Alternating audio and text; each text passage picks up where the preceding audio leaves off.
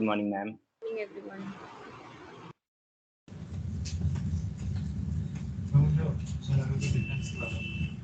Megha, you may begin with the webinar. Okay, ma'am, thank you.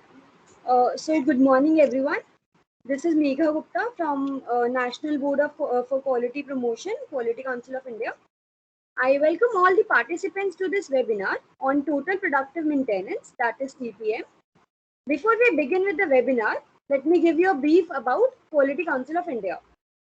QCI was established as an autonomous body under the Ministry of Commerce and Industry with the mission to lead nationwide quality movement. Our nodal point in the Ministry of Commerce and Industry is the Department for Promotion of Industry and Internal Trade, that is DPIIT. QCI is driven by the dynamic leadership of our chairman, Mr. Adil Zainal Bhai, and Secretary General Dr. Ravi P. Singh. As an apex organization, QCI has 5 constituent boards. National Accreditation Board for Certification Bodies, that is NABCB. Second is National Accreditation Board for Education and Training, that is NABIT. National Accreditation Board for Hospitals and Healthcare Providers, that is NABH. National Accreditation Board for Testing and Calibration Laboratories, that is NABL. National Board for Quality Promotion, that is NBQP. This workshop is also brought to you by NBQP. QCI also has some special project divisions, that is Project Planning and Implementation Division, PPID, Project Analysis and Documentation Division, PAD, Zero Defect, Zero Effect, Z, Training and Capacity Building, TCB. With its constituent boards and divisions, QCI continuously leads its mission to nationwide quality movement. Through our webinars and training, we strive to enrich the understanding of the participants and also enhance the quality of life in various ways. Our today's webinar is on total productive maintenance. To learn more about the topic, I invite Mr. Amit Kumar, who is a graduate engineer and a certified Lean Six Sigma Black Belt professional. Amit has done various operational excellence projects both India and abroad through Lean Six Sigma methodology. He's an expert with more than 14 years of experience in delivering Lean and Six Sigma practices and project management in various sectors like manufacturing, financial, IT, ITES, services, garments, etc. Involved in various project management projects, including process of initiation, planning, execution, and monitoring and controlling and closing of activities to integrate them to ensure proper coordination. He has facilitated over 120 projects spanning different industry segments and has trained more than 1,000 people in areas related to Lean Six Sigma. Amit possesses strong leadership skills and has very strong connect with business owners. I'm sure you all would benefit immensely from his knowledge and wisdom. Before we move ahead, I would like to share some ground rules for the webinar. Please keep your mics on mute unless you need to ask questions. This will help to prevent any distractions. The trainer will prompt you to ask questions, and that's when you may unmute and ask questions. You may even raise your hands by clicking on the icon so that your name would be announced once we open for questions. You may also type your questions in the chat box, and these will be announced during Q&A sessions. With this, I welcome Mr. Amit Kumar and request him to enlighten us. Over to you, sir. Yeah. Thank you so much. Thanks for the introduction, Megha ma'am, Pooja ma'am, and Ashish ji, and thanks for providing me the opportunity. I'm sharing and welcome to all my participants. The topic for today is total productive maintenance. So I'm sharing my screen. Give me a second, please.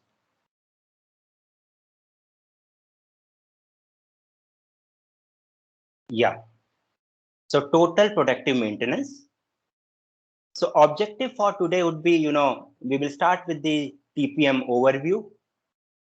Why we should do TPM in our organization and history, how it started, TPM goal, why we should strive for TPM, and losses involved in TPM from overall equipment effectiveness perspective, and most important, the 8 pillars of TPM. This I will discuss, and type of maintenance. So this is the broad categorization of 1.5 hour webinar.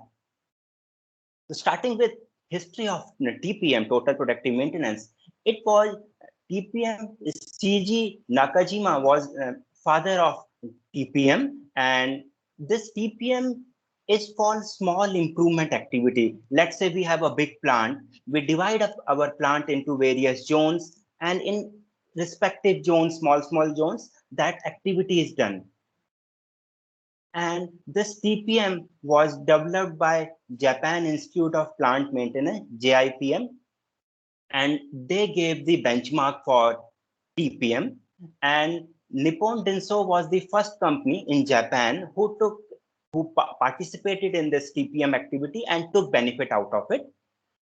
So if I talk about TPM, it mainly arises from preventive maintenance, and it eliminates the shortcomings of TQM, like TQM, total quality maintenance.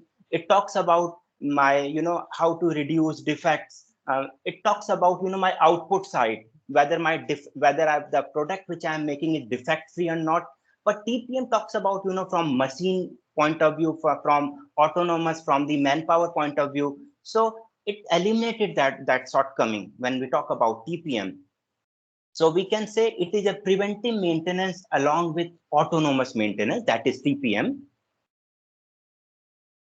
So how this evolved? So if we say 1950, this breakdown maintenance was into concept, which says, like if I'm driving a car, I will not service my car till the time it doesn't come to breakdown. So that was breakdown maintenance. I wait for machine to complete shutdown, and then I go for maintenance. That is breakdown maintenance. So this used to happen in 1950. Then comes my preventive maintenance, which is more smarter than breakdown maintenance, which says, you make some checklist and okay, check whether oil level is correct or not, whether pressure gauge are working fine or not, the pressure level which you have, if it's 20, the pressure should be 20, then is it 20 or not? So you do that preventive maintenance, check those criteria. And then corrective maintenance says, even if my machine is not working properly, I run this. So I wait for machine to shut down, because this is the time when my machine is working fine, but not up to the optimal level. So that is corrective maintenance. So then finally came, my TPM and all TPM, total productive maintenance, which is more a smart type of maintenance, which says, my manpower has to be involved, my maintenance people has to be involved, it has to be a win-win situation for all, based on, time base. We set some time, okay, in this time we have to check this, and it could be based on some condition, I'm sensing some sound out of machine, so I have to check that. So TPM takes care of all the things. It's like my machine, my baby.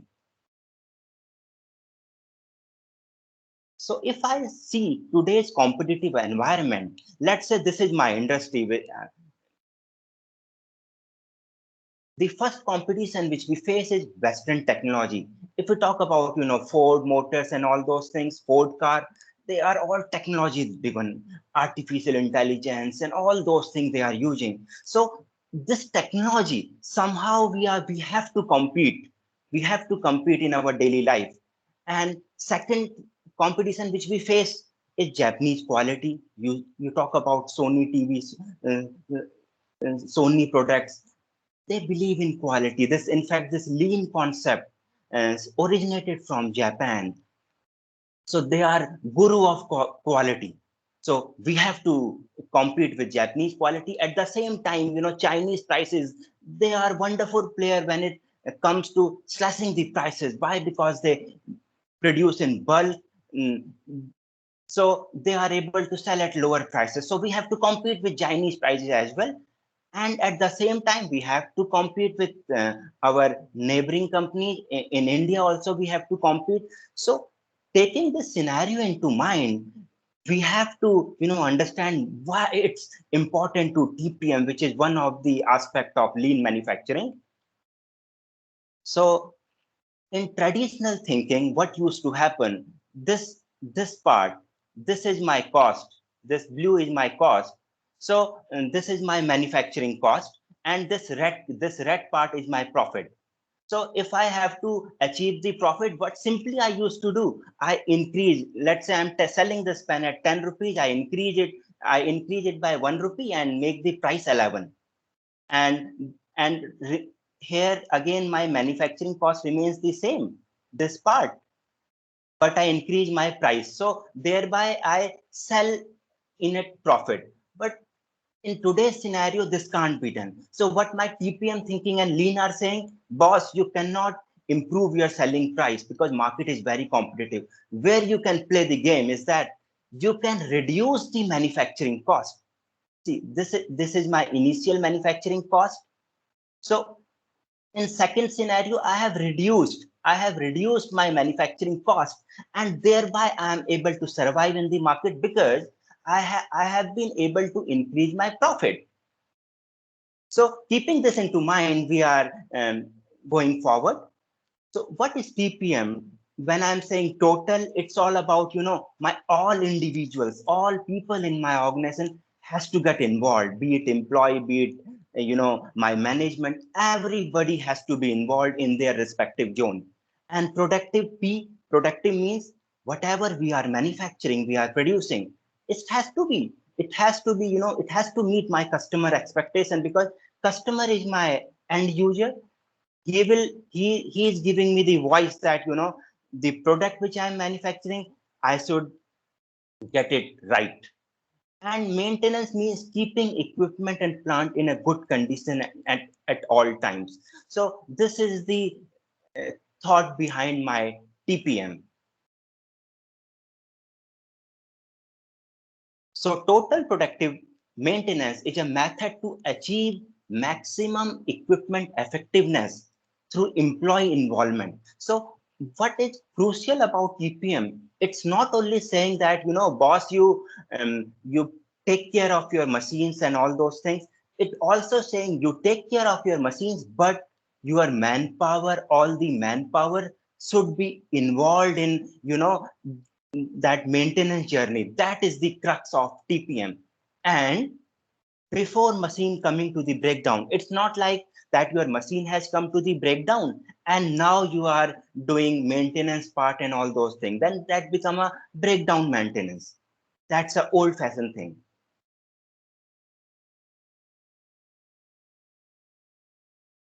So TPM is a systematic approach to maintain and improve the performance of process. So whatever process, whatever I am manufacturing, if I am manufacturing, let's say pen, so it has to be first time right. The process which I am adopting has to be correct.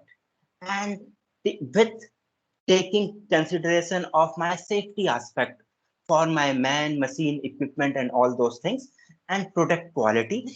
It's not that I'm taking care of safety and my process is well into place. I'm not taking care of product quality.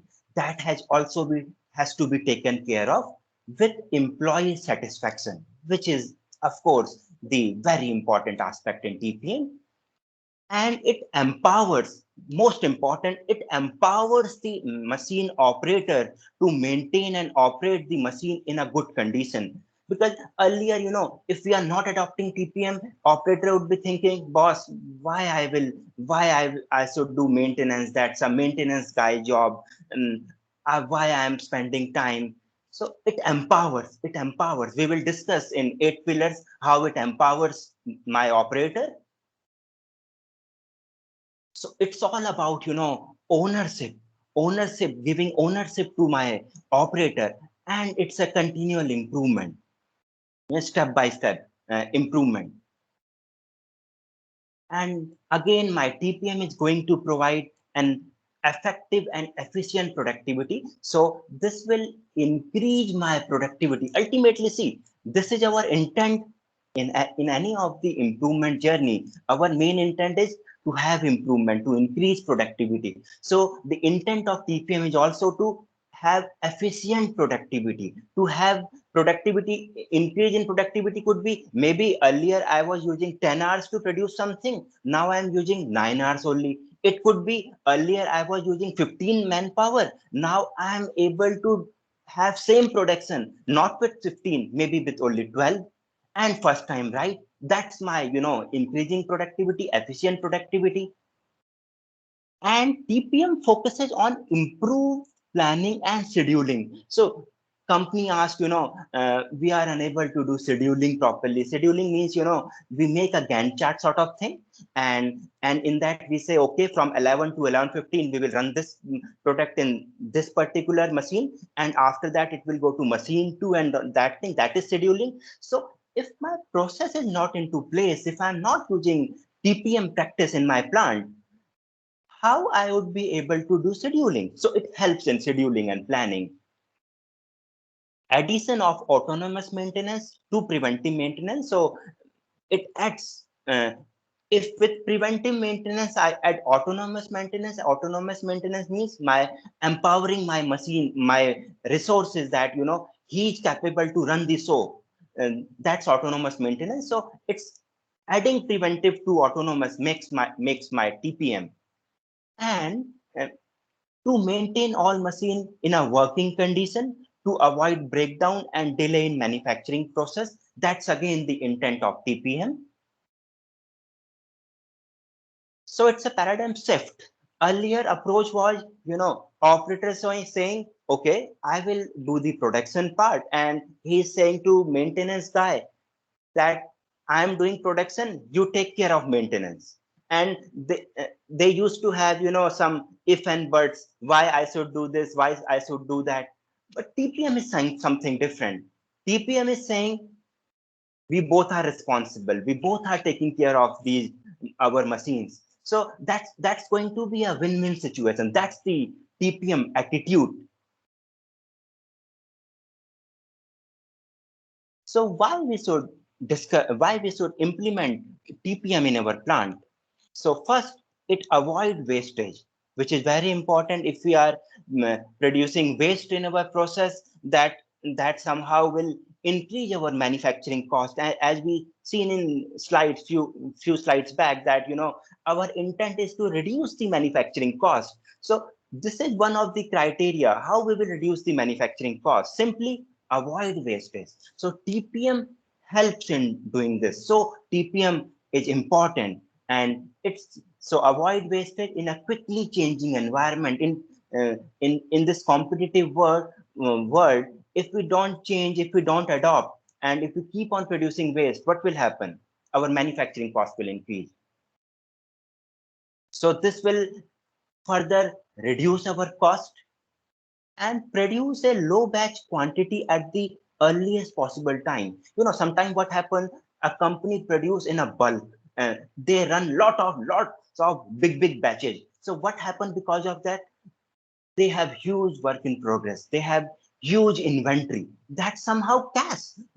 Instead of putting their cash in their pocket, they are blocking their cash in the form of inventory. So it's advisable to have low batch quantity. So TPM helps. That's why TPM is important.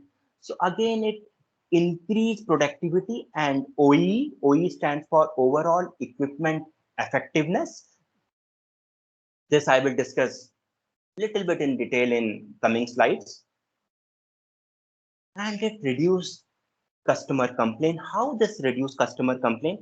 Ultimately, if we are making our process robust, we are involving our manpower, we are making a product which delights our customer, what will happen? The customer complaints will reduce and customer will be delighted, and that's our intent. So it helps in that. Reduce production cost, because I am able to deliver things faster, I am able to reduce the wastage, I am able to reduce the complaint. So ultimately, this will reduce my production cost. Increase customer satisfaction by delivering the right quality product. This is extremely important. Sometimes what happens, although we deliver to customer, but now finally then customer says, boss, what you have delivered, the product which you have delivered, this is not as per the specification. So TPM helps to deliver the right quality of the product and at the right time. If you have committed to your customer, boss, I will deliver in next 10 days, then you have to deliver in 10 days. If you are delivering after 10 days, then boss, you are gone out of the race. And very important, reduce accident, which every employee, every manpower, every owner is looking for. So it helps reducing the accidents. And it's about cultural shift. It's about changing the attitude of the employee, that from we operate, you maintain, to we operate, we maintain. That's a big shift. So coming to TPM goals, so it is going to give me safer working environment. Why safer? Because now my manpower is involved. I am taking care of safety aspects, like how to reduce accident. So it's making the environment more safer for everyone who are into my premises. And improved equipment reliability, uptime. So earlier, what was happening when TPM was not into practice, or when companies not adopting TPM, so they are running the machine like, Ram Bharosa sort of thing. If it will come into breakdown, okay, we will see. But we can't run in that manner. So once TPM comes into picture, we are actually able to increase the available time, that is the uptime of the machine. And third thing, reduction of losses like scrap. Scrap is, the waste thing, which we have to give to the scrap picker. Rework, ultimately, how could we reduce the manufacturing cost? We have to reduce the rework. We have to eliminate the rework. So by applying TPM logic, TPM concept in the plant, rework start reducing, and machine downtime also reduces. Increased capacity for my plant. So now I can take more customer order and increase productivity. Somehow we would be able to increase the throughput. The speed at which I am producing, that will increase once I start adopting this TPM concept. That's again the goal of TPM. And improve quality means first time right. Whatever I am manufacturing has to be produced first time right. And company financial performance and job security. So that's again one of the goal of TPM. So if I am adopting this good practice, what will happen? My balance sheet health will improve. And why I'm using saying job security?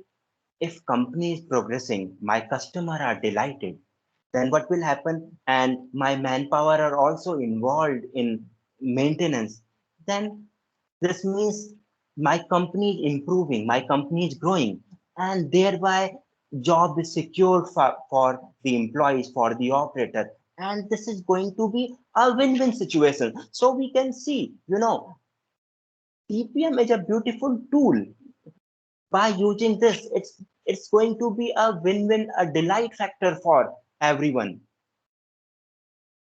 So in short, TPM is all about, zero accident, no accident, zero breakdown, no breakdown of machines, zero wastage, no wastages, and zero defect. Whatever we are producing first time right, and we are not doing rework. That's the, goal of my TPM.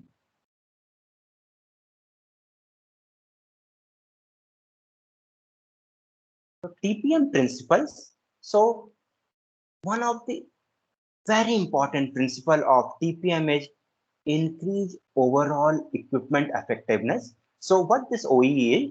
OE is, it's split it into three parts. First is my availability. Availability. Availability means, for how much time my machine is available.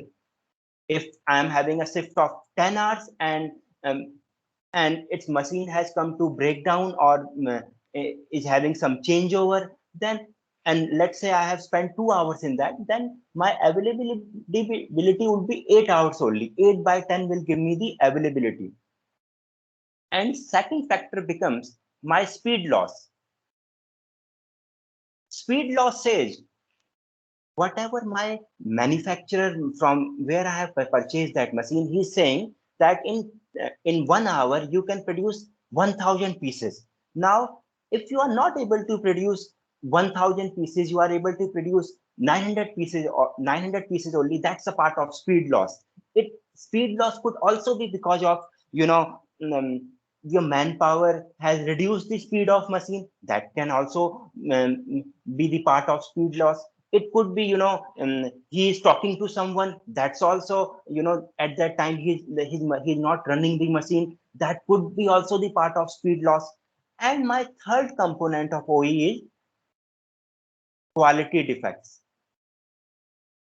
my quality part. So finally, if I am producing 500 pieces and 100 have gone for rework and 50 have been scrapped, so I'm left with only 350. So my quality would be 350 by my quality percentage would be 350 by 500 in that case. So OE would be multiplication of all these things, my availability, my speed loss, and quality.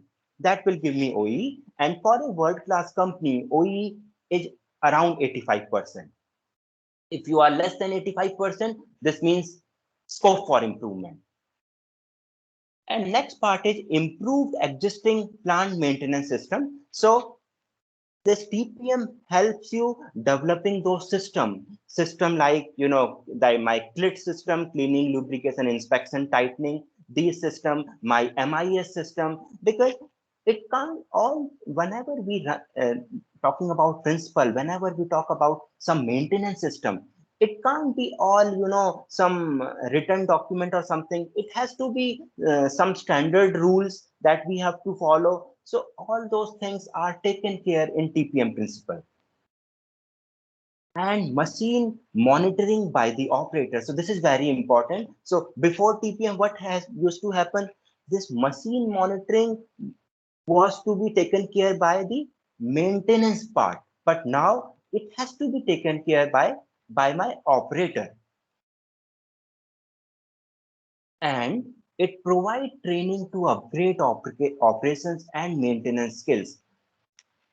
See, when we are doing TPM, we have manpower, and we have to give them training so that they can upgrade their skill, and they can do justice to the machine. And then also, and that is why that improving maintenance skill is important, and upgradation of operators are important. So TPM also talk about the training aspect, which is one of the pillar which I will discuss. Involve everyone and utilize cross-functional teamwork. So as I said, TPM is just not about management taking care of something, or just operator taking care of something, or just maintenance people taking care of something. No, it's like all people coming together and working. So all cross-functional teams are also involved. Cross-functional teams means my production is also involved, my dispatch team is also involved, my this maintenance team is also involved, my sales people are also involved, because taking input from every team, every cross-functional team is important, and that's the crux for my TPM journey. So these are a couple of TPM principles. So now I'm starting with the TPM pillars. So it starts with 5S. So 5S means 5S is the pillar, is the backbone for TPM. So quickly, if I share 5S, 5S is first S is sort. Sort means whatever we have in our floor, we segregate wanted and unwanted thing. I will just cover this 5S in 1 or 2 minutes, because this is about TPM, but just sharing because we have some idea about 5S. So we sort it, then after that we set in order. Set in order means once we remove the unwanted things, we set those wanted thing in order. We define a place for everything and everything in its place. And third S is my sign. Sign means cleaning with meaning. It's like, like we used to clean our vehicle, or we used to clean our cycle. We used to, okay, we used to know, okay, so its chain is loose, okay, some oil is leaking, air pressure is not adequate. So we used to know of our own while we were cleaning the machine. So cleaning with meaning. And my fourth message, standardize. Standardize means we make SOPs, we make some protocol, ground rule. We make, like, if we have to run this machine, this is the rule. This is how we have to take care of maintenance. This is how we have to take care of our quality part. So we standardize our process, be it maintenance, be it quality, be it my sales, everything. And my fifth S is sustain. Sustain means whatever we have said in 4S, we continue with that. That is my sustain. So it's important to, before starting TPM, it's important to have to do 5S in our plant, so that we make the foundation, we make the structure, and we lift these 8 pillars on 5S. So my first pillar is autonomous maintenance. In Japanese, we call it Jisu Hojen. I will cover all these one by one. This is just a snapshot. Focused improvement, Kobitsu Kaizen. Third essay, the third TPM pillar is plant maintenance, Kaikeku Hojen.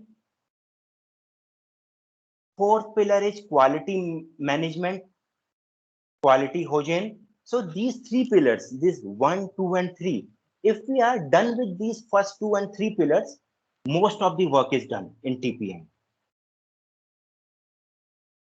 Fifth pillar is early equipment management, product and equipment. This is for product and equipment. Sixth pillar is education and training for my manpower, for my operators. And seventh pillar, administrative and office TPM, where we involve our admin and office. Eighth pillar, which is again very important, my SHE, safety, health, and environment aspect. So I will cover these one by one. This is TPM. So overview, I will start with overview of autonomous maintenance. So it empower. So what is autonomous? As name itself suggests, it is my operator are responsible for my machines. That's autonomous. So earlier we were dependent on maintenance. Now we are not dependent on maintenance. We are doing something together, this maintenance activity together.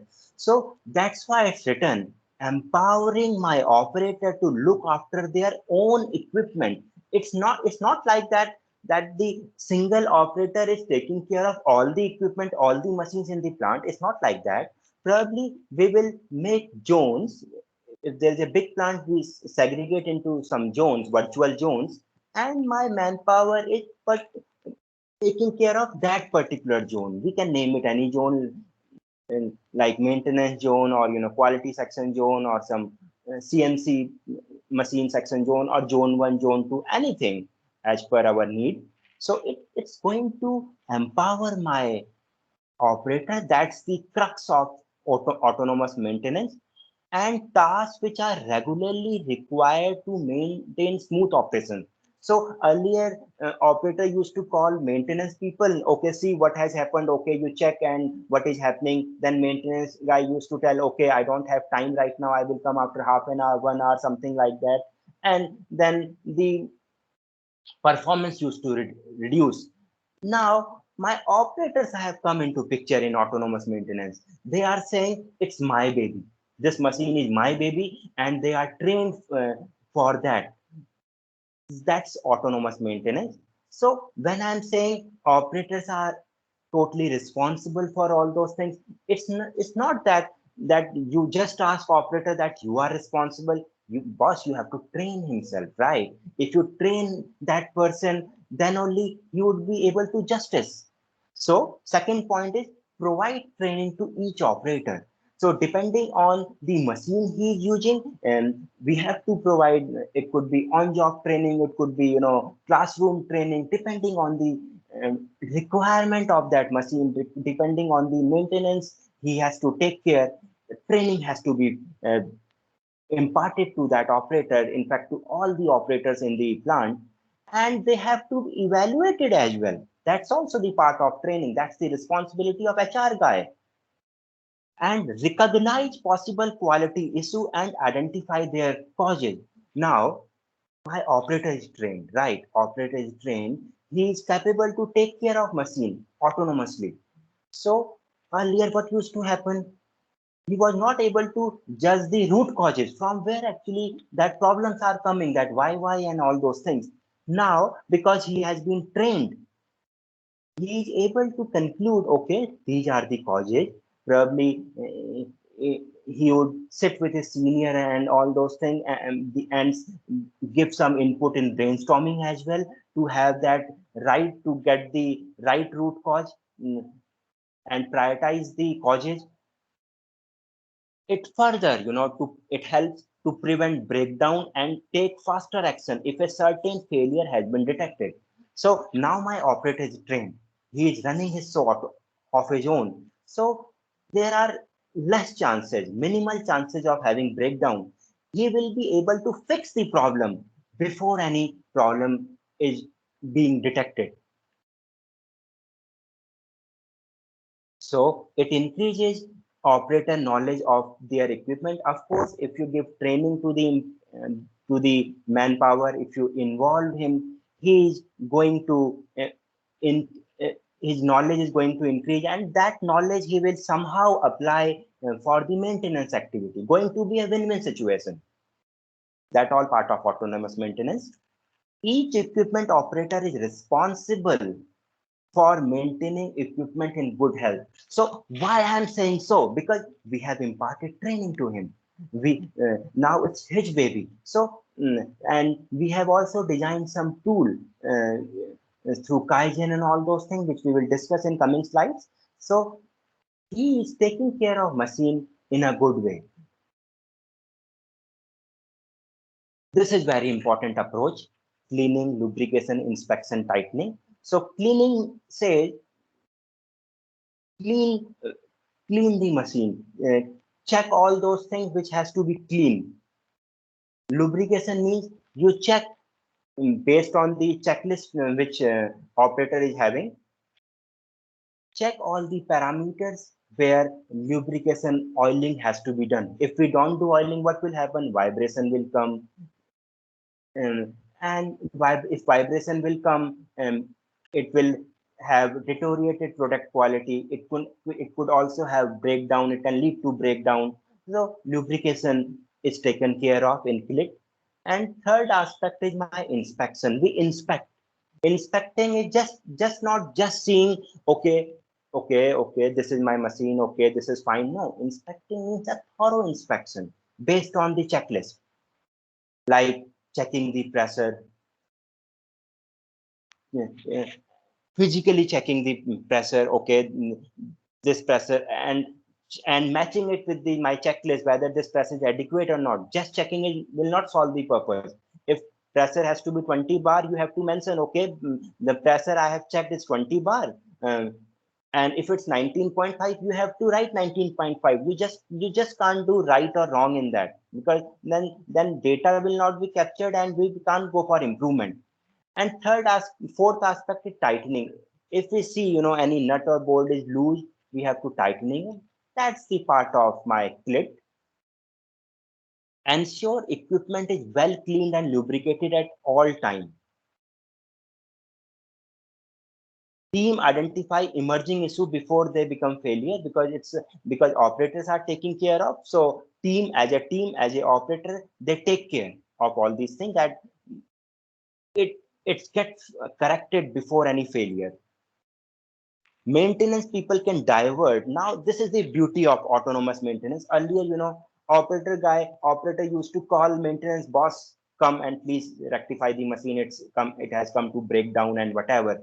Now, because operator is taking care of the machine, so what will happen? My maintenance people can give value added time to some other activity, and which will somehow increase productivity of the plant, allow the maintenance team to focus on more specialized assignment and proper management, and bring equipment return to its ideal condition. That's again the intent of autonomous maintenance. So 7 steps of autonomous maintenance I will quickly discuss with you. The first step is increase operator knowledge. So you give training to him, you familiarize him with the machines what he's using, and give him formal classroom training. So it's all about giving knowledge to my operator. This is the first step of autonomous maintenance. Then what we will do, initial machine cleaning and inspection. So we will go to the machine and we will see, okay, clit has to be adopted, that cleaning, lubrication, inspection, tightening. We check fugai. Fugai is Japanese word which talks about abnormality. We put tag, okay, this thing is not working fine. This is condition, net bolt condition is deteriorating. Okay, pulley, this my conveyor belt condition is deteriorating. We put a tag and all those things. That's fugai. So idea is to return the machine to the ideal condition. And then third step comes remove cause of contamination and improve access. We try to get the root cause from where this problem is coming. So we ask, it's like brainstorming session. It's like, asking ourselves, okay, where are oil, dust, dirt, and waste coming from? We are asking ourselves, where are these coming? Because it's not that just cleaning, just adopting clean concept all the time. It's also about from where this problem is coming. So we have to maintain some cleaning standard.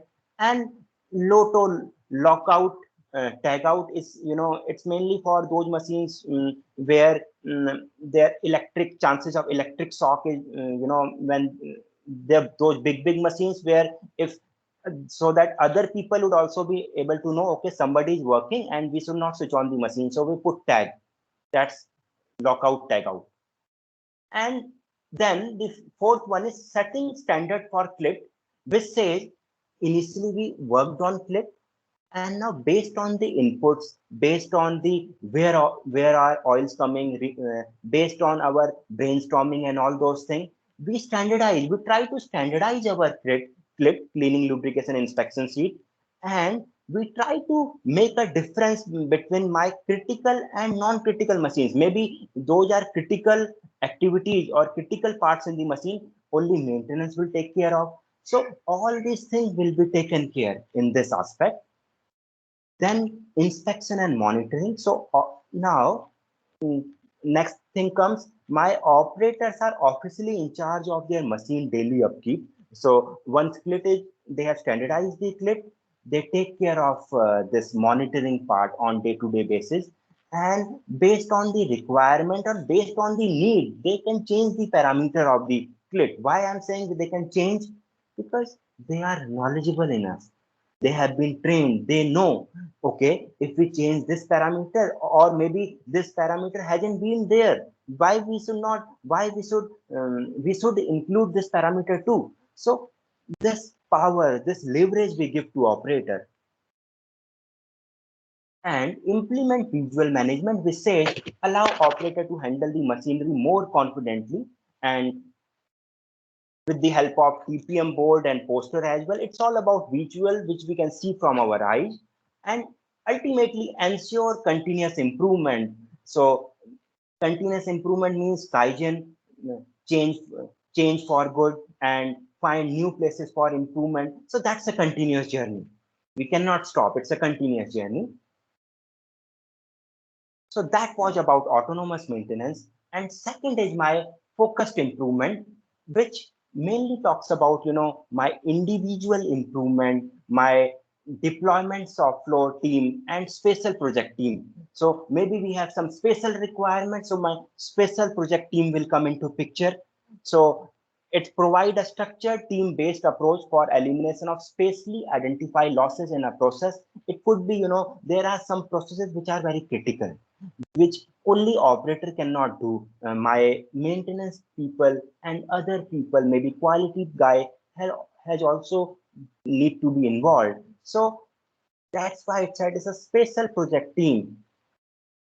As word itself indicate, it's a focused improvement. It's a focused improvement where we need involve more people, some special category of people as well. So again, it's based on plan, do, check, and act PDCA cycle, and develop the capabilities of team to be self-sufficient in applying the appropriate problem solving technique. So again, it gives the manpower opportunity to learn and to develop its capabilities to apply its mind in solving that uh, in that problem. That's why he uses various problem solving techniques. So that's the part of my focused improvement, and it promotes the attitude of progressing towards zero losses and zero defects. That's the intent of my focused improvement. So quickly, if I share the improvement steps of focused improvement, it starts with collecting the data. So data is like OE, which I discussed. So we collect the data, because if we are not recording the data, how we can say whether I'm improving or not improving? So it's important to record the data, note the data, and yield loss, whatever I am producing, I have to record wherever I am losing, wherever I am having bad production, that quality defect. So it will give me my yield losses and energy losses, how much energy I am consuming in producing one particular item. So that also I have to capture. And safety losses, am I breaching some safety parameters? So all those things I am collecting, I am writing in my format. That's the first step, collect data. And then after collecting data, we have some rough estimate. Okay, in OE we are not doing good, maybe in yield loss we are not doing good, we need to improve. So we identify and prioritize from the second step. We apply that Kaizen, we do brainstorming, we apply this PQCDSM, this productivity, quality, cost, delivery, safety, and morale. This logic we also apply to identify and prioritize. And then comes my ensure equipment is restored. So this means that we take care whether autonomous maintenance has been done or not, whether my operators are taking care of my equipments or not. That thing is again taken care in this focus maintenance. And then we establish the team. Team formation is done. We do CAP do process like PDCA, plan, do, check, and act. And then we start monitoring. Initially, we have collected the data. Now we have formed the team. We have prioritized from where we should start. We have started Kaizen. We have started doing PDCA. Now we check, monitor. Am I doing improvement out of it or not? So idea is that we have to start recording the gains. We have to start recording the benefits which we are getting out of it. And once we start getting benefit out of it, we have to make a document as well. Because if next time we will do the same thing, it make no sense, repeating the same thing again and again, because that will be a waste of time, waste of energy, waste of resources, and all those things. So we document whatever we have gained, whatever methodology we have adopted. We use Kaizen summary sheet as well, and we document our process. And when we document, it's also time to celebrate. We recognize people, okay, that you have done well, and we ask people, okay, what all we can do, and replicate wherever applicable. So it's about doing horizontal deployment. If we are working in one CNC machine and we have fixed one part of CNC machine, we have changed the technique of how we are loading the part in the CNC machine. Same thing we have to replicate in other CNC machine in the plant as well. There is no sense, using running the same cycle again.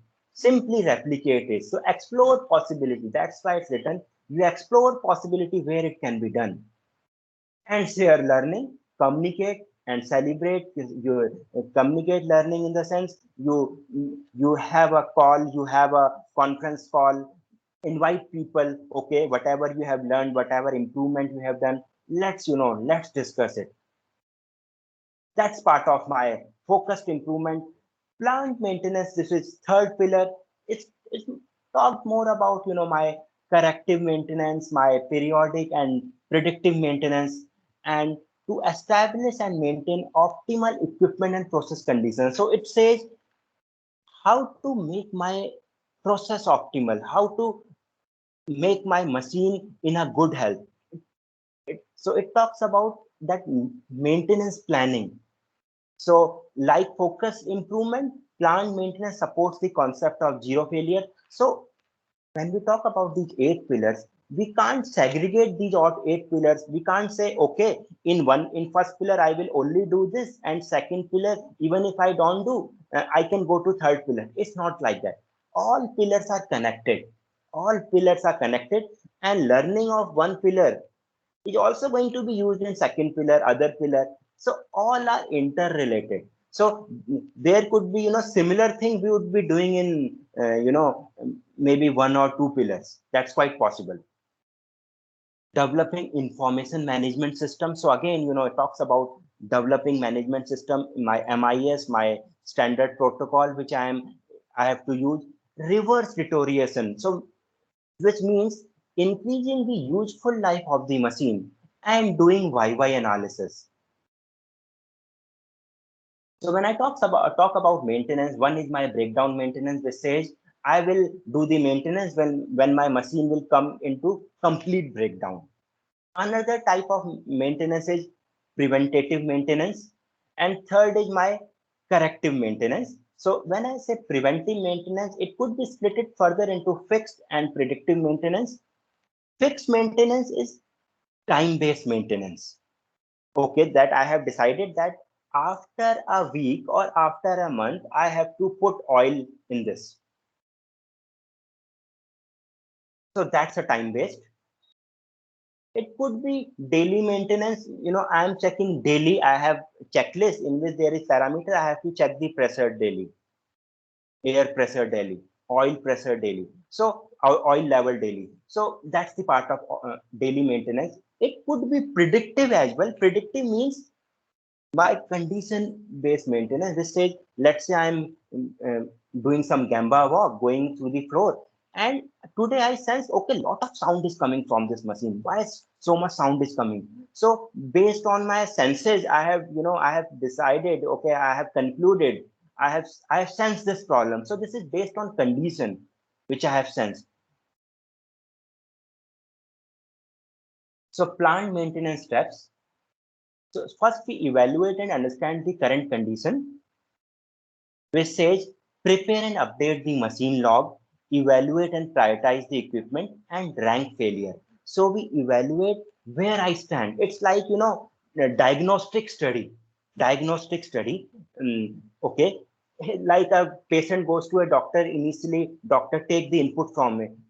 Okay, what's your blood pressure? He probably asks for sugar, blood test, and all those things. So he initially check where he stands. So similarly, we check where my plants stand. So evaluate and understand the conditions, and then after that, restore deterioration and correct weakness. So once we captured this information, we rank failure and all those things.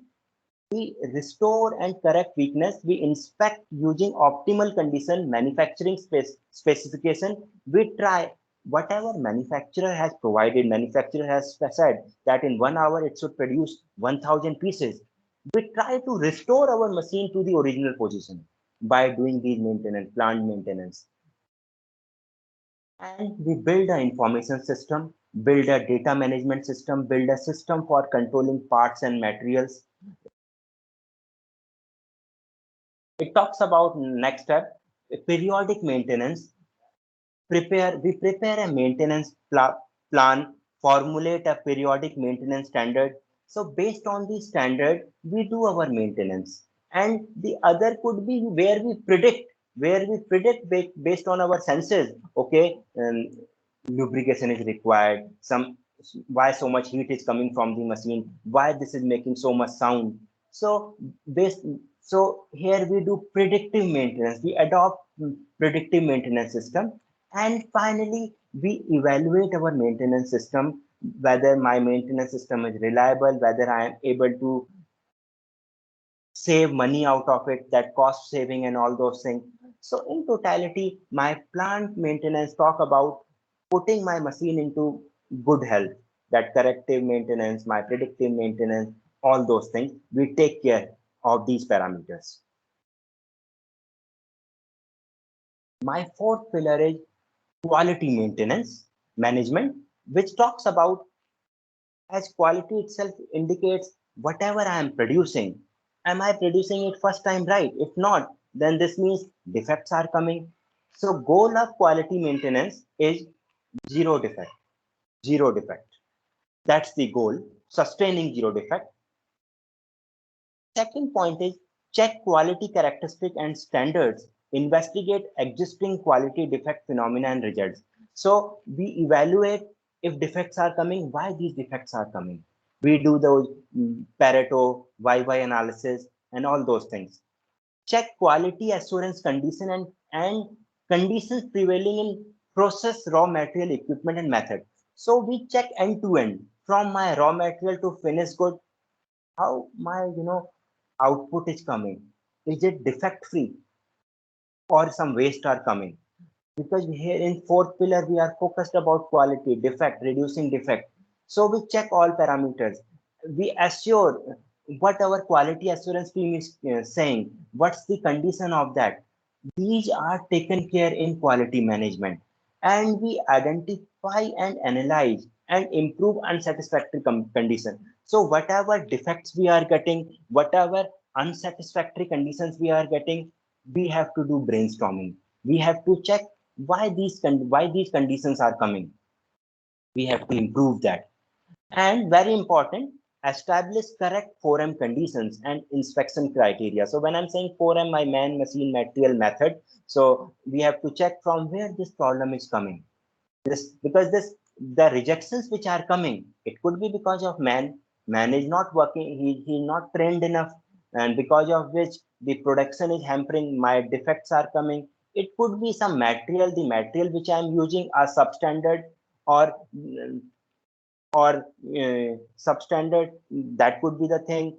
And my method, the way I'm loading it and unloading it, I'm not taking care of all these parameters. So these things we check in detail, all these 4M. And based on that, this we set observable standard and monitor trend. So it's very important. Once we have done 4M and this Pareto we have applied, all these things we have applied, we start, and we have start recording data as well.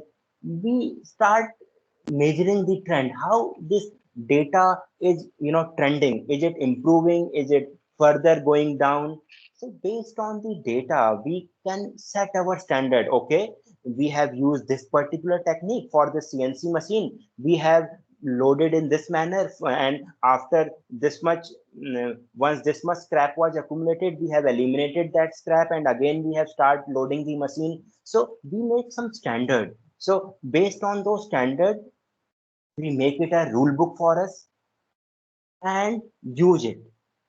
And this is where we improve and we go for a continual improvement. So establish a frequency of periodic inspection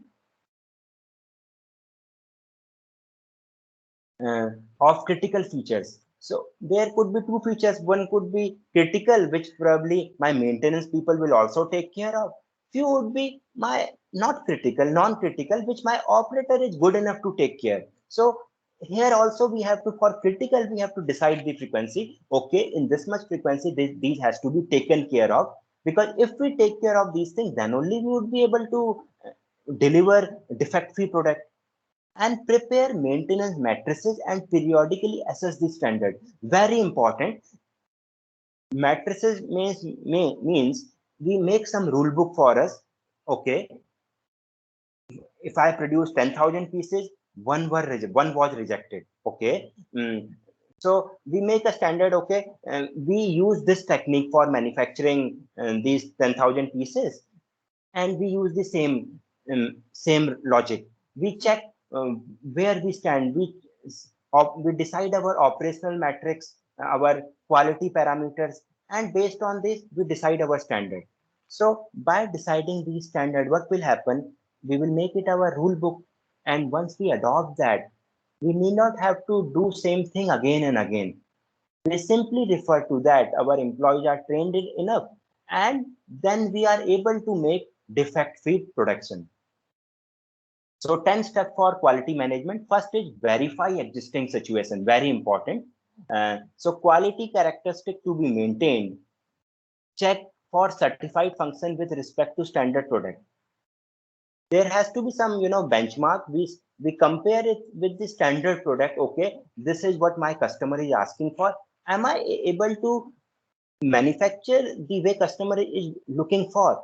So we compare. I simply compare with the standard. That's verifying my existing situation. And second is investigate process where defect occurs.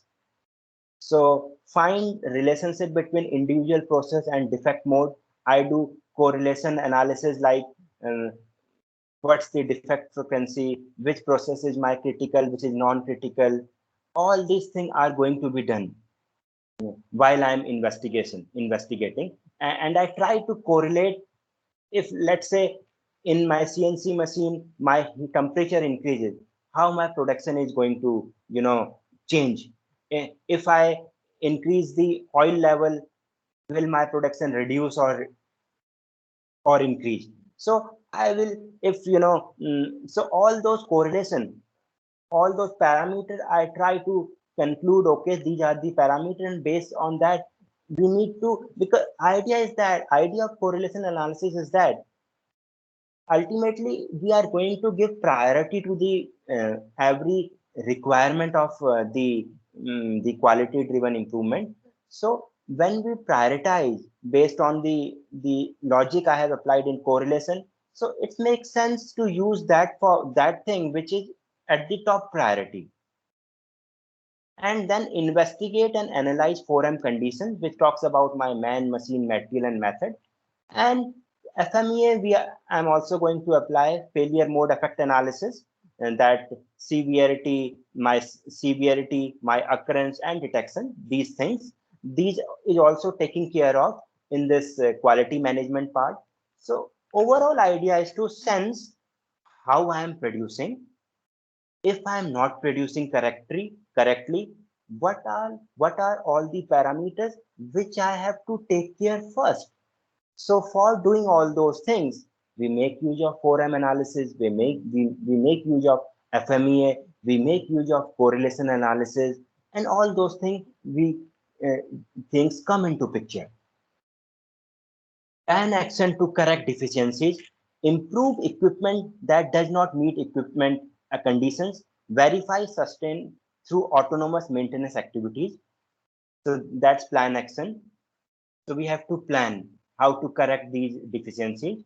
And next step is analyze situation where achieving good product is not clear. So what I'm going to do here is we have to set standard for equipment precision so that quality characteristics stay in the standard range. So I'm going to use set some ground rule. Okay, I have to make my how I am checking the device, how I am checking my measuring, how I am running my measuring equipments, how precisely I am doing my work. All those things has to be taken care in this part. And finally, eliminate flaws in 4M conditions, because initially in this step we have tried to investigate. Here we try to investigate, and in this part we eliminate flaws in 4M conditions based on the observations we have received in investigate and analyze part. And finally, in this finalized 4M conditions, whatever input we have received, it's time to finalize that. Okay, this is going to be a ground rule for us, and we will improvise in this manner. So somehow we standardize our checklist here. We update our checklist, previous checklist, and move forward. Then comes consolidated checking methods. So it's to do improvement to make checker quicker and easier. So it's also very important, if we make a very big or cumbersome process where we are taking so much time in inspecting or visualizing it, what will happen? Probably my manpower or my visual guy, the guy who is checking, supervisor, will take lot of time, and that is going to be a waste of time. So it's important to reduce these parameters, to standardize it wherever it's possible. Determine standard values for checks, quality maintenance matrices, increase reliability for checks. So again, we have to see whatever we are checking, are we doing it in a right way? Mm, are these checks which we have done are reliable or not? So this is also being done to make the system foolproof. And finally comes, revise standard and monitor trend. So this is somehow going to be a continuous journey. We revise with all these input, we revise our standard and we monitor trend, and again we do the same thing again and again. Revise checking standard, monitor trend, and confirm results. Because if we stop, improvement will not happen. So this is going to be a continuous journey for all the pillars. Fifth pillar is early equipment management. So early equipment management talks about, before I run my actual production, this early equipment management comes into picture. It talks about, if I have to manufacture a new product, what I will do some research in the market. I will do some survey and all those things.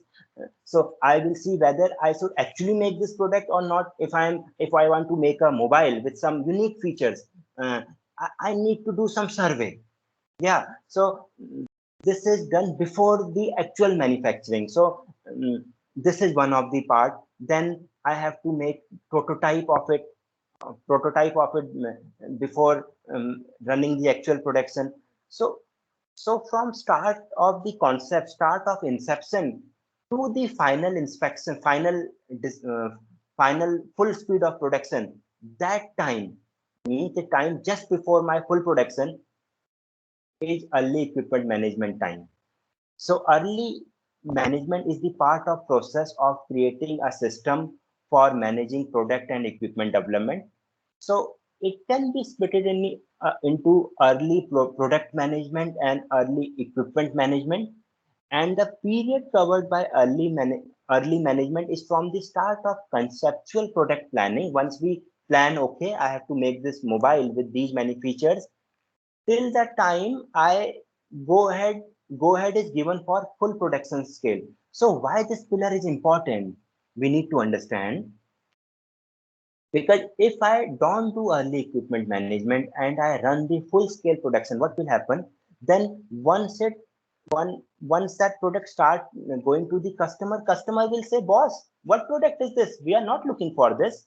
So what will happen by the time? You would have lost lot of lot of money in that, because you have started your full production. So early equipment management, gives us a fair indication that, you do full scale production, but take care of these parameters first.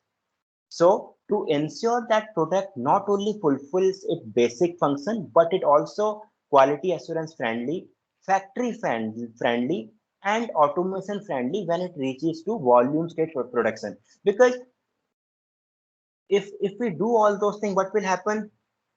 We make a product, we will try to make a product which is, QA friendly. My factory, I would decide my factory layout accordingly, so it will be factory friendly. I would inculcate the scope of all automation, that industry 4.0 and all those things.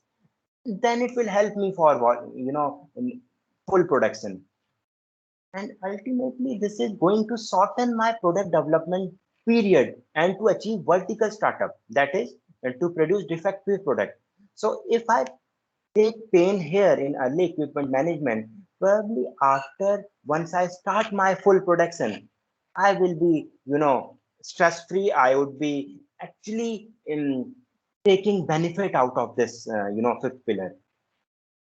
So it goes like this. It starts with market products, market research. This is the first part. Market research, where we do survey, we take data and all those things. We product development and prototyping is done, means initial product, first piece product is developed. We do equipment planning, and then commissioning is done, and that setup is done, and then product startup takes into picture. From here we run our full production. So these are the steps. These 6 steps are from equipment management. So it starts with examine and analyze the current situation. So which says identify the problem with the current workflow.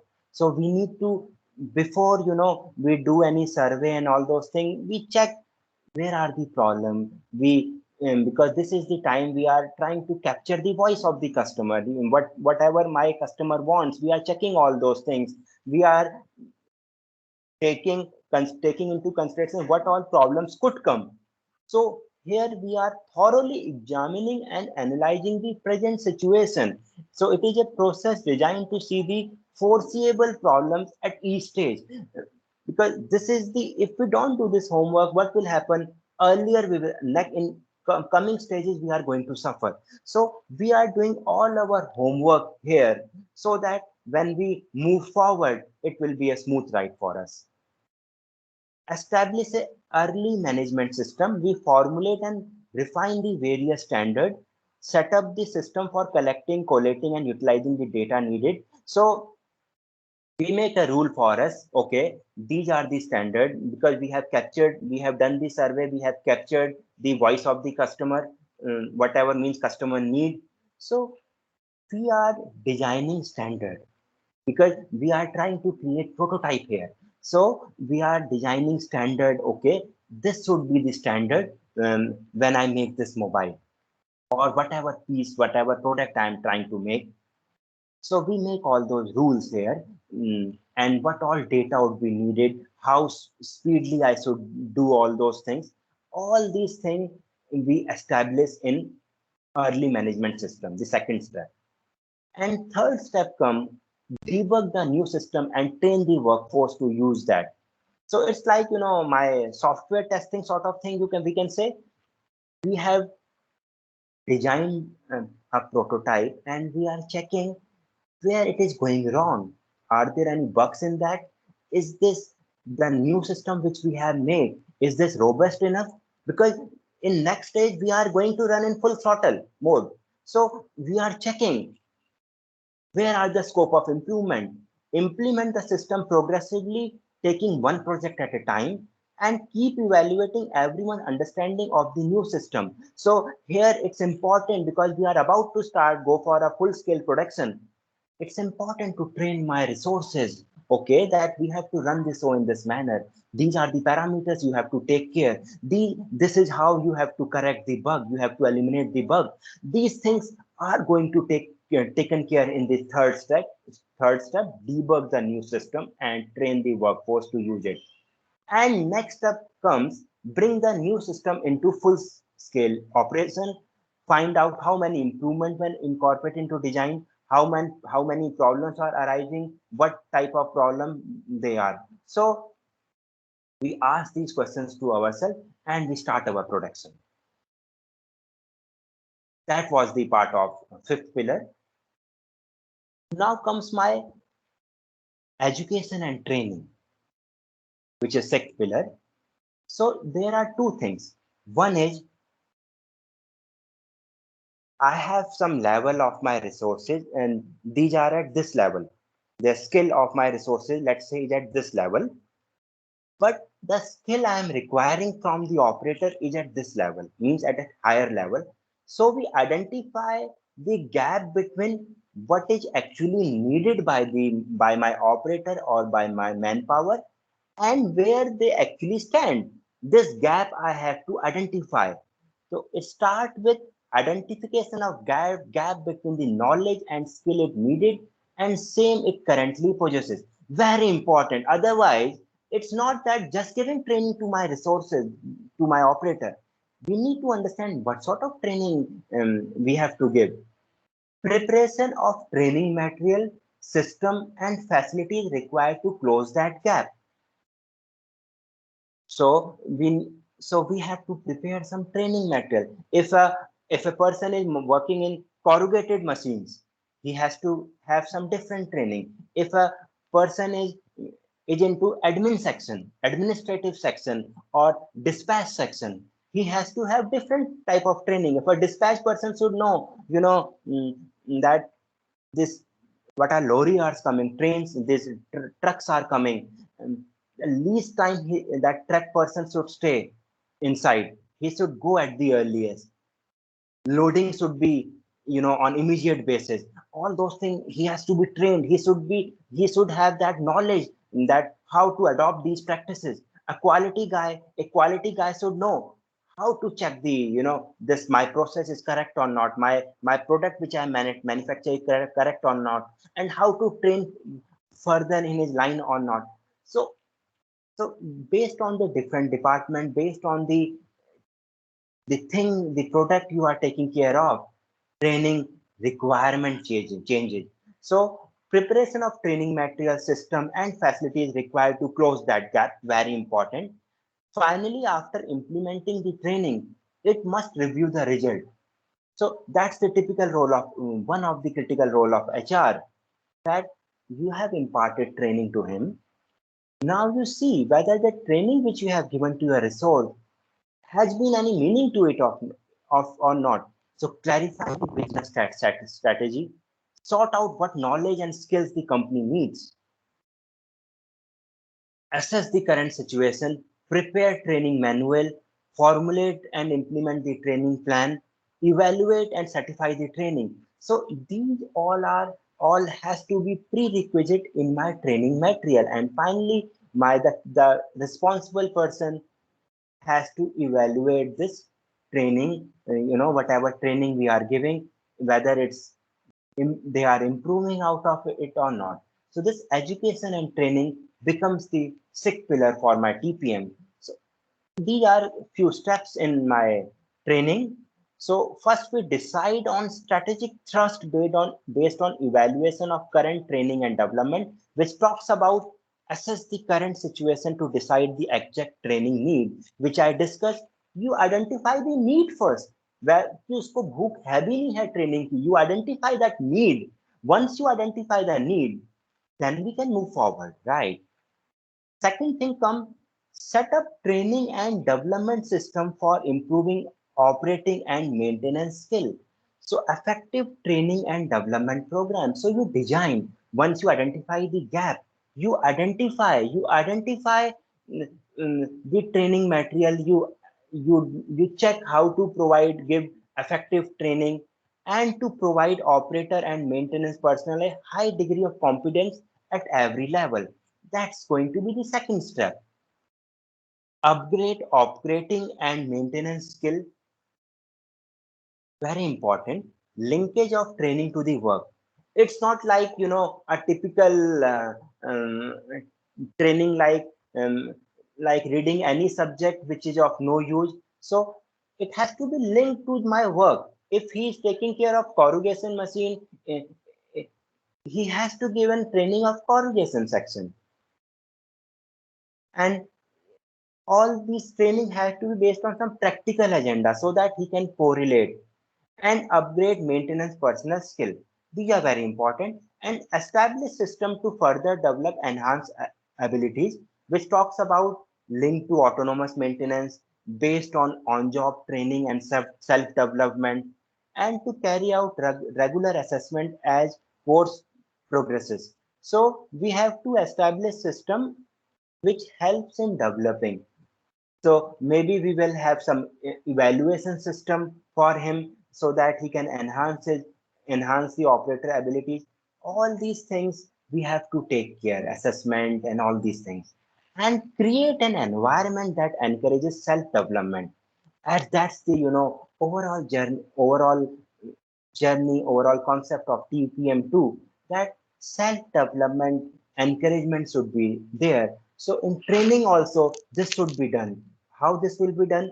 Creating a training environment suited to the needs like distance learning, video training, literature assistance with funding. So based on, there could be maybe one is in service sector where people are not going to the premises, and or you are imparting training to a resource through some consultant or some third party.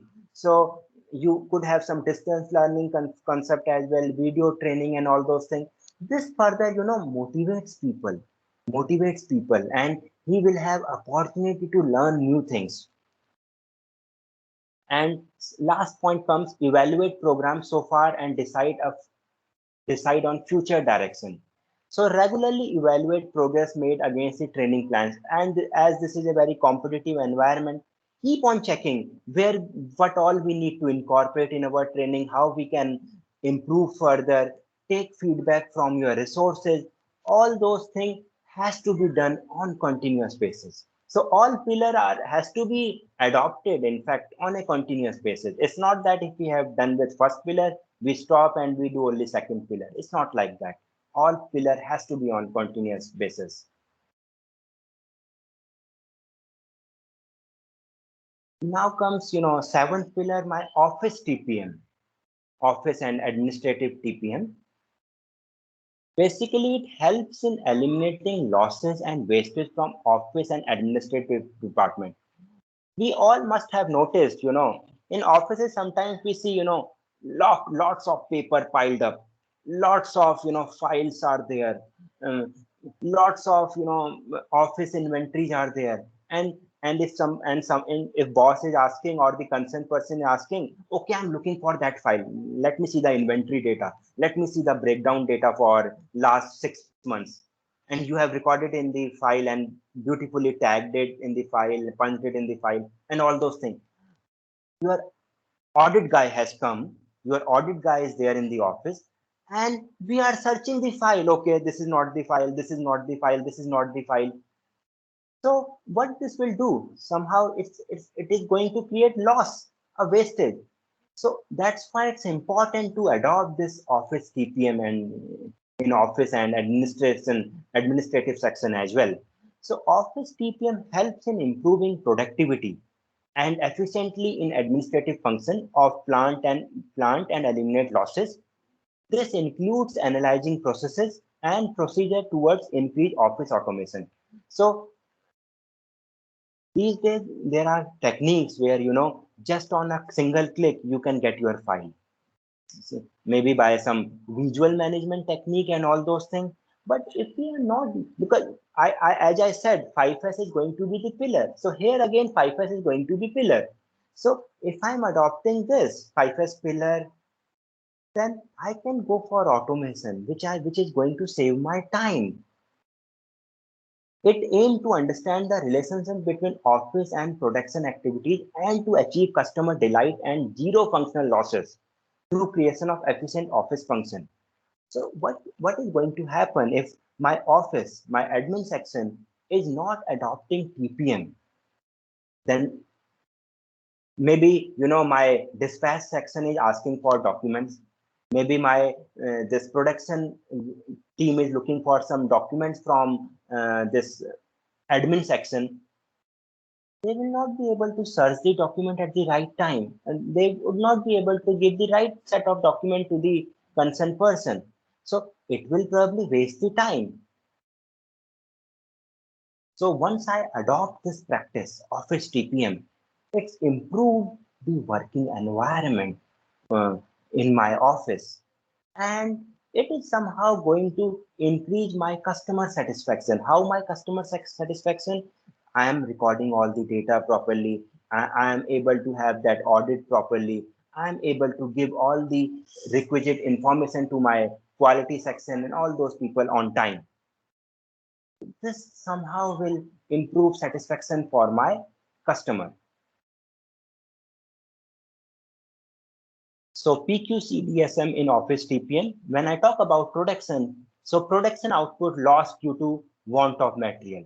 So it could be because of manpower productivity, production output lost due to wants of tool. As I said, you are not able to get the tools, you are not able to get the file, your production will hamper.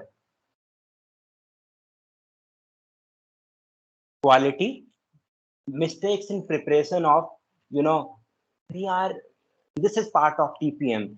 We are not making the right checks. We are not making the right invoices. Why? We don't have right process. Our files are not available.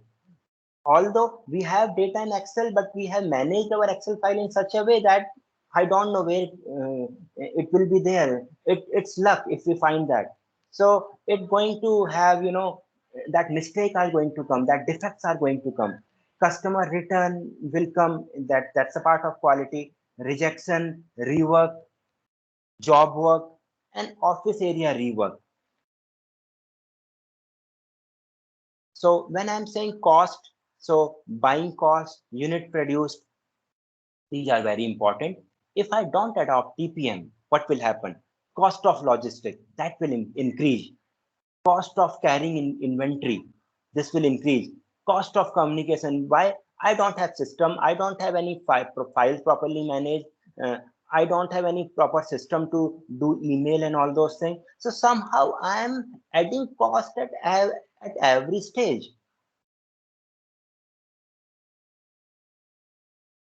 So delivery, it will lead to my logistic losses, my delay in loading and unloading. So it says, delivery, delay in delivery due to support function, because I have not trained my logistic people. As I said in training section, training and education section, I haven't trained my dispatch section properly. He doesn't know how to load and unload. He can't train people. What will happen? I will have logistic losses. The truck will stay there instead of 1 hour, maybe 4 hours, 5 hours. I won't be able to plan the things accordingly. Delay in payment to supplier, this will happen. Delay in information will also happen. So everything, will go for a toss. Safety. Safety, when I'm saying safety is important for my material handling, for my stores, for my logistic. Uh, so safety of soft and hard data, this is important. And finally, in PQDCM, this M talks about, morale. Morale, if a employee, if a worker sees, everything is going in a well-defined manner, there are no rejections, there is lot of training going on, Kaizens are also coming, small improvements are also coming, owners are also recognizing us, what will happen? More inputs will come from my resources, and the morale of my employees will improve. They will think, even if I get delta salary less in this company, I should work in this company. Why? Because safety is taken care of, everything is taken care of, which is very important, because if you don't feel a company safe to work, that person will quit. The eighth pillar is SHE, safety, health, and environment. So it starts with, there has to be some rules when we work at height. Work involving a height of 2 meters or above require work permit and fall arrest equipment. So we should use some safety belts and all those things. So we need to take care of, when our resources are working at height. Electrical work, they should use all the gloves, all those quality, all those parameters to take care. And also only authorized persons should work involving electricity can only be performed by qualified and authorized person. It's not that a person has just learned how to do electrical work and you say, okay, you run that. So it can't be done. Lockout, tag out. So it's, when we are doing some maintenance of a machine, we have to put a lockout tag out that, okay, my and that somebody is working here and you can't switch on the machine. That's a lockout tag out. And forklift, some ground rules how to use forklift. Always walk on the pathway and stay clear of forklifts. report unsafe situation to supervisor immediately, and never carry out tasks without adequate training. So very important, as we learned in that education and training part. So training is the very important aspect in this entire my TPM journey. And PPE, personal protective equipment, we have to take care of. If we are doing welding, we have to wear goggles. If we are into some molding, some cast molding, something, we have to use, we have to protect our hand. We have to wear shoes. So all those PPEs based on the requirement, we have to take care. Visitors should also follow this PPE, personal protective equipment rule, that if he is visiting, he has to wear whatever is as per the requirement in that company. And same applies for contractors too. Clean and orderly work environment. So keep area tidy and places all trash in appropriate waste bin. So this will further improve the morale for my employees, that my floor is clean. Very important when I am talking about safety, health, and environment of my people. Ergonomics, it talks about my posture. If I am let's assume I am I'm into some furniture section, and I'm loading one big board, and every time I'm bending and bending for loading it, and for unloading again I'm bending and lifting it up. What will happen? Lot of fatigue. There would be lot of contingency allowance will go in this only. So posture has to be correct. So maybe here we will do some automation and something. Why that person is lifting such a heavy thing? Because this is repetitive task. So these things has to be taken care of. Like, how can I improve the posture of my resources? Respect all signages, very important, like we respect in metro. So respect all signages, because if we respect, this is I respect, we respect sort of thing, and this is somehow for all of us. If that machine is saying mm, you adhere to this rule, adhere to this rule. If machine is saying press on this button, only once you press the first switch this first, and second you can press this. So if some sequence is defined and some signage is defined, use that. Mobile phone is always a distraction. So for operator, mainly for operator who are working there for 6 hours or 7 hours or 8 hours, it should be strictly banned for him. And lots of company have this policy: no mobile phone and no smoking, because it's injurious to health, and he is he is he is smoking, other are other would become passive smokers. So smoking has to be banned. And right to refuse the work. This says if a task is deemed to be unsafe, if you think this task is unsafe, and not all parameters, that safety parameters are not taken care of, simply you refuse to your supervisor that this work can't be done, because you are trained enough. You are trained enough in TPM. You know whether this thing can be done or not, whether this thing should be done or not. So you report this thing to supervisor. Okay, I can do this thing if these particular parameters will be taken care of.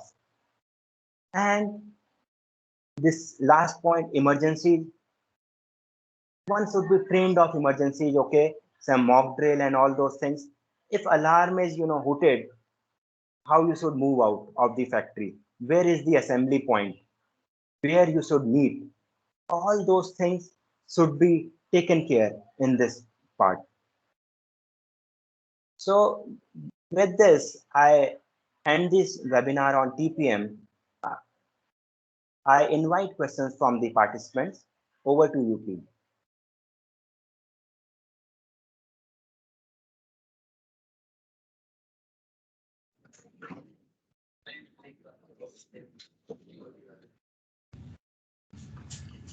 Megha, you may take up the questions. Yes, ma'am. So, Thank you, sir. Now we are taking the questions ahead. Thank you, ma'am. The first question is, while reducing manufacturing cost, will it not be affecting the quality of production? Very good question. So see, when I'm saying reducing the manufacturing cost, it means reducing the manufacturing cost without compromising on the quality, without compromising on the quality. Because if I have to make this pen, let's say I have to make this pen and my customer has said that I have to use this much plastic, it should be this much length, it should be have of this much weight. If I don't use that specification which customer has given me and I reduce the cost, customer will be delighted that you have reduced the cost. But once customer receive that product, he will say, boss, what is this? I am rejecting your entire loss. So this means you can't compromise on the quality. You have to adopt lean practices. You have to adopt uh, TPM concept. Like, if I give you one example, you are running the show, you are into manufacturing, you are producing the product, from one machine to another machine your product is going. You have to check wherever you are doing value addition. If your product is waiting for any region, maybe your operator is not there, maybe your equipment is not available, it's come to breakdown, this means you are wasting your time, but you are paying to your operators. So you have to make your process lean. You have to use TPM concept so that overall your process will become lean. Whatever non-value added your activities you are doing, you can simply cut it. You can simply cut it and increase the valuable time, and doing only value addition part and thereby reducing the manufacturing cost. Hope I am able to answer. Yes, sir. Thank you. And the next question is, do we have any TPM certification process, certification body who will certify that the plant is running as per TPM requirements?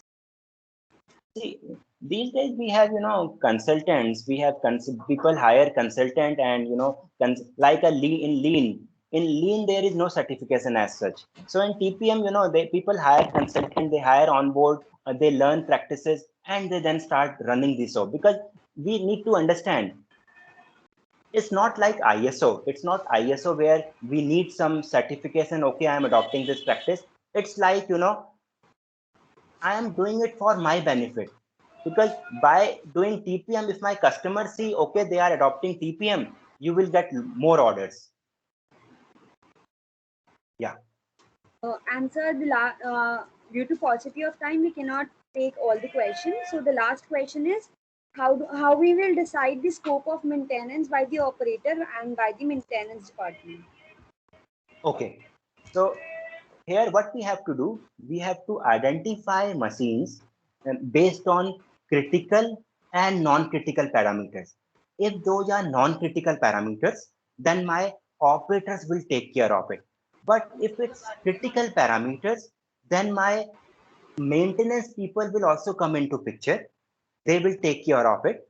And in short, it's going to be a joining hands with operator and maintenance people, and quality people will also come in. My dispatch people will also come in. So I can't say, okay, you are maintenance guy, you are operator, you run this show. It's not like that. It's like we all have to do this thing, uh, winning the race together. So all have to be involved depending on the requirement. It could be, sometimes because of the dispatch section, dispatch section has said that I want to dispatch the thing immediately, and operator run the product very fast in that, and because of which, equipment has come into breakdown. So all these teams have to be considered depending on the requirement. So I can't say only dispatch has to be there, only operator has to be there. Depending on the requirement, we have to set the ground rule. Yes, Thanks ma'am. for answering the question, sir. Now, I would like to request everyone to switch on their cameras for a group picture. Before we end this program, on behalf of NBQP, I'd like to extend my sincere thanks to our speaker, Mr. Amit Kumar, for sharing the informative session. I hope it was useful and informative to all. Please switch on your cameras for a group picture. Okay, ma'am.